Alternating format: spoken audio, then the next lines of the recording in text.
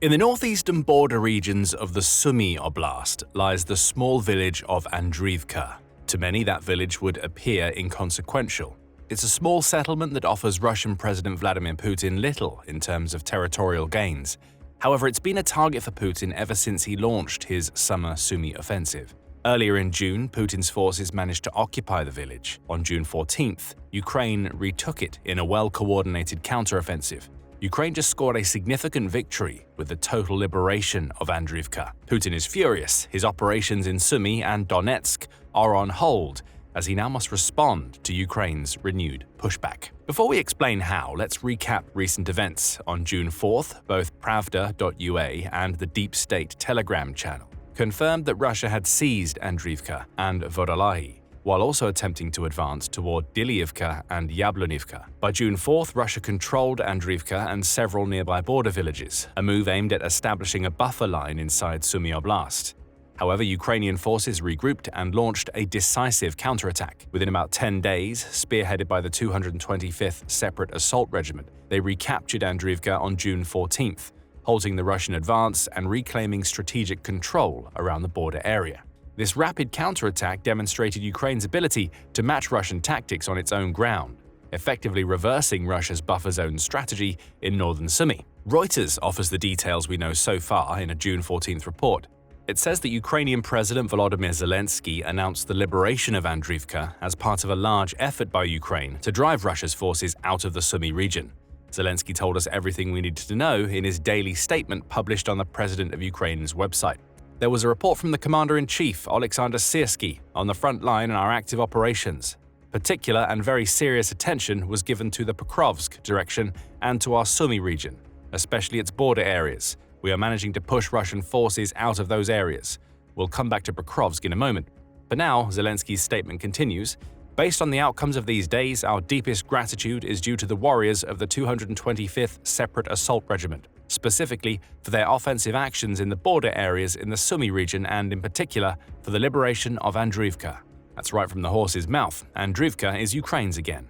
And it's all thanks to the 225th Separate Assault Regiment, a battalion of Ukraine's armed forces that was formed on March 8, 2022, mere weeks after Putin invaded Ukraine. The 225th Separate Assault Regiment was originally stationed in the Kharkiv Oblast. It carries military number A7400 and is an assault infantry regiment that originally operated under Ukraine's 127th Territorial Defense Brigade. It was also a battalion when it first formed and continued to be so in July 2023 when its command was shifted to Ukraine's ground forces. It was only in February 2025 that the 225th Separate Assault Regiment was expanded into a regiment.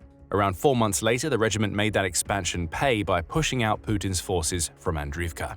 The regiment already has a colorful story. It played a key role in the Kharkiv counteroffensive early in the war, before spending several months fighting in Bakhmut. Unfortunately, it wasn't able to prevent Putin's forces from taking that vital city, with a similar result when it took part in the defense of Avdiivka. However, these early failures weren't a mark against the battalion, which was expanded into a regiment soon after. In May 2024, it was one of the first Ukrainian groups to capture one of Russia's ultra-modern T-90 tanks. A few months later, it also played a key role in Ukraine's counter-invasion of the Kursk Oblast. Subunits of the regiment managed to destroy several of Russia's border defenses, creating gaps in the defenses for other Ukrainian units to exploit. It also continues its activities in Kursk, capturing Russian soldiers and territory in the process. It was around this time that even Russia began to fear the 225th Separate Assault Regiment. Russian state television started calling the regiment one of the most elite that Ukraine had, noting that it was also equipped with the best Western tech. When Russia managed to push Ukraine's forces out of Kursk earlier this year, the 225th Separate Assault Regiment would have ended up in Sumy. Perhaps that explains why they were in Andriivka, unable to use the regiment's considerable talents to continue taking territory in Kursk. Zelensky and his military advisors instead refocused the group's efforts on retaking a village that Putin had spent weeks trying to capture. The result of all these efforts? Zelensky says that the recapture of Andriivka has stopped the Russian advance through Sumy in its tracks. "We are leveling the position," Reuters reports Ukraine's president is saying. "The fighting there is along the border. You should understand that the enemy has been stopped there, and the maximum depth at which the fighting takes place is 7 kilometers from the border." Reuters says that it hasn't been able to independently verify Zelensky's report, though it notes that Russia has intensified its attacks in Sumy over the last few months. Putin supposedly intends to create a buffer zone between Sumy and Kharkiv, with these attacks, though it seems much more likely that he sees Sumy as a potential route into the Ukrainian capital of Kyiv.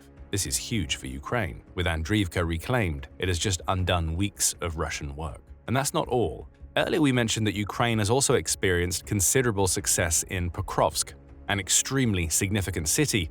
Pokrovsk is just 12.4 miles away from Donetsk's administrative border, according to Euronews. That's one of the reasons Putin wants it. He spent the last few months constantly attacking the city, which had a pre-war population of 60,000, because taking it brings him one step closer to the administrative border. Take that border, and you take Donetsk. As with allowing Russia to advance in Sumy, Ukraine can't allow that to happen. Ukraine also can't afford to lose Pokrovsk because it's a key Ukrainian stronghold and logistical hub. The city is home to several key roads that allow Ukraine to keep its soldiers in Donetsk supplied to battle against Putin's pushes in the region. Plus, we can't ignore the fact that Pokrovsk is just a 2.5-hour drive away from Dnipro. Losing Pokrovsk opens the door for Putin to push his forces deeper into central Ukraine and, as with Sumy, closer to Kyiv. Zelensky says that Ukraine has managed to push back Russia's forces near the city. "I will also commend today the 425th Separate Assault Regiment," he said in his daily address, "for their successful actions in our Pokrovsk direction. Also, the 1st Separate Assault Regiment and the 82nd Separate Air Assault Brigade proved themselves in combat in the Donetsk region. Thank you very much." The Kyiv Post followed up on these comments, noting that Zelensky also said, "Special attention is focused on the Pokrovsk direction and our Sumy region, especially the border areas. We are managing to push Russian forces out. I thank all our units for these tangible results." Putin just got hit with a 1-2 punch. His forces have just been pushed out of Andriivka and repelled from Pokrovsk. There are two reasons why all of this matters, starting with the most obvious one: Putin really wants Sumy. He's wanted it ever since the beginning of the war, as it was one of the first Ukrainian regions that Russia's forces occupied when Putin launched his supposed special military operation.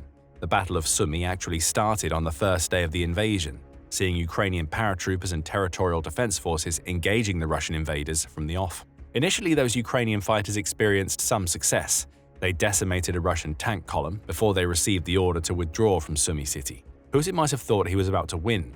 He was wrong. Though the paratroopers left, Sumy was still being defended by several thousand volunteers armed with rifles and some anti-tank weapons. For around 4 days, they held the line so well against Russia's forces that Putin decided to bypass Sumy altogether so he could focus on attacking Kyiv. That was a mistake. As Russia's forces pulled out of the city and attempted to circle around it, they were ambushed over and over in guerrilla-style attacks that left them unable to proceed. By April 8th, Ukraine had succeeded in pushing Putin's forces out of Sumy. They've held the oblast ever since. What happened in Sumy was one of the first major victories Ukraine experienced following Putin's invasion.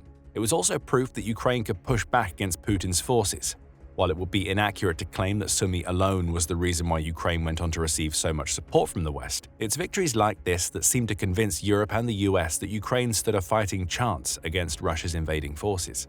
Putin switched his focus away from Sumy following his 2022 failure, instead preferring to dedicate his soldiers to Donetsk and the wider Donbas region. That may also have been a mistake. After all, it was a lack of Russian presence in border regions like Sumy that enabled Ukraine to launch the 2024 Kursk counter-invasion. The bloody battles over the territory that Ukraine captured are believed to have cost Putin 62,400 soldiers, per the Kyiv Independent, before Russia was able to push Ukraine's forces out. All of that brings us to the present day and Putin's renewed Sumy offensive. Likely wanting to avoid a situation like the one he saw in August 2024 in the Kursk invasion, Putin has decided to push on after expelling Ukraine's forces from his territory. Sumy is now a target because, as previously mentioned, Putin sees the capture of territory in that oblast as a way to build a buffer zone. Several, in fact. He wants a buffer zone that separates Sumy from Russia's border oblasts, such as Kursk. He also wants a buffer zone between Sumy and Kharkiv, perhaps allowing him to isolate the latter for a future concerted offensive. And Putin is serious about taking Sumy. As Euronews reported on May 28th, Zelensky says that Russia has amassed around 50,000 troops near Sumy. Now they are accumulating troops in the direction of Sumy, over 50,000, Zelensky said. We understand, but have had success there. Zelensky also noted at the time that Putin seemed to be dedicating some of his best troops to the nearby Kursk region. That announcement of Russia's amassed forces also came with another, revealing that Russia had managed to capture 4 villages in Sumy. Ukraine also evacuated approximately 56,000 civilians from the oblast as Russia's intensified attacks became daily. Russia has been trying to push on in Sumy ever since. The New York Times says that the advance represents a shift in Russia's war rhythm to the point where it was able to capture 173 square miles of Ukraine in May. That was double what Russia captured in April, though still not a particularly impressive figure. Most of those gains came from the south of Andriivka, which is in Donetsk, and the northern Sumy region where Andriivka is located. Russia has also started using civilian cars and motorcycles to cross undefended Ukraine quickly, which has accounted for some of its faster gains. By June 14th, Russia had managed to capture at least 12 villages in Sumy, the New York Times says. It characterizes Russia's advance as tiny but frequent, with Putin seemingly adopting the Ukrainian strategy of using small assault groups, often containing as few as 2 or 3 soldiers, to probe Ukraine's defenses. The approach has been working, and it's a smart move by Putin.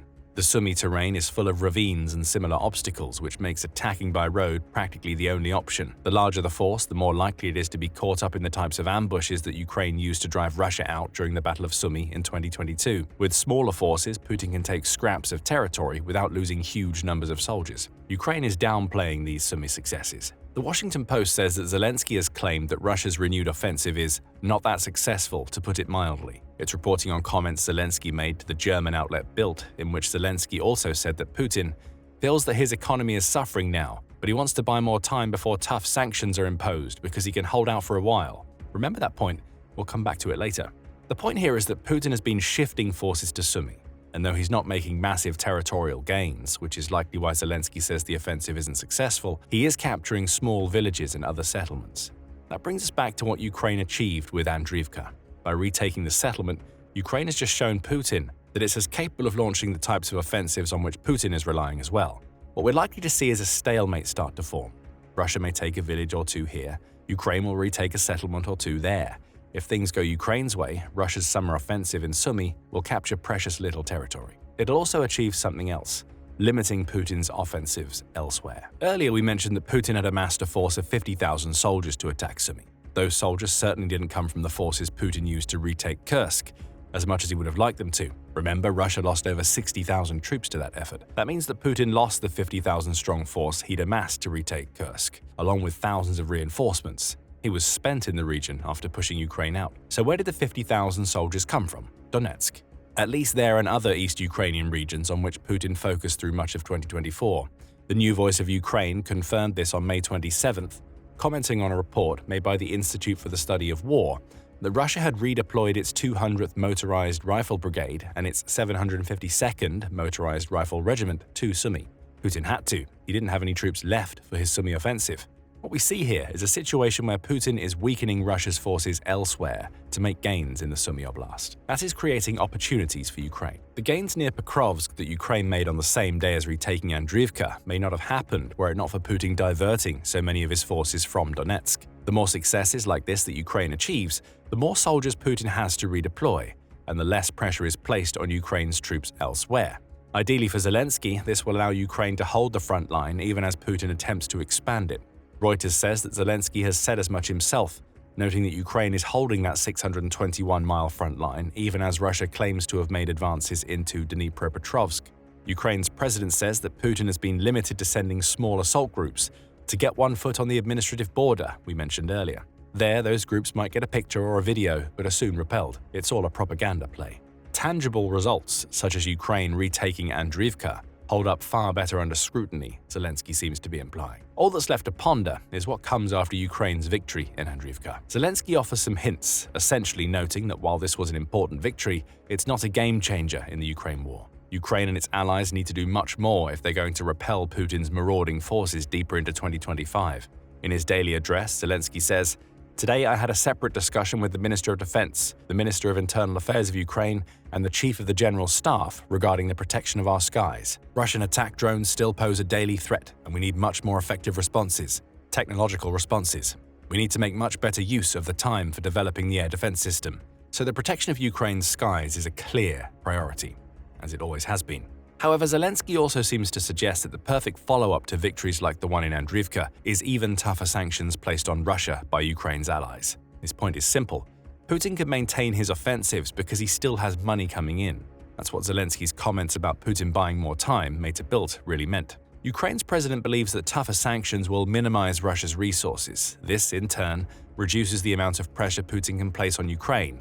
which will also push Russia back to the negotiating table for a potential peace deal. A ceiling of $45 per barrel of oil is better than $60. That's clear. That's true, Zelensky said during the Ukraine Southeast Europe summit on June 11th. But real peace will come with a ceiling of $30. That's the level that will really change the mindset in Moscow. Translation: for Ukrainian victories like the one in Andriivka to really matter, Europe needs to ramp up the economic pressure on Putin. Whether we'll see that type of follow-up remains to be seen, but for now, Ukraine has succeeded in slowing down Putin's summer Sumy offensive.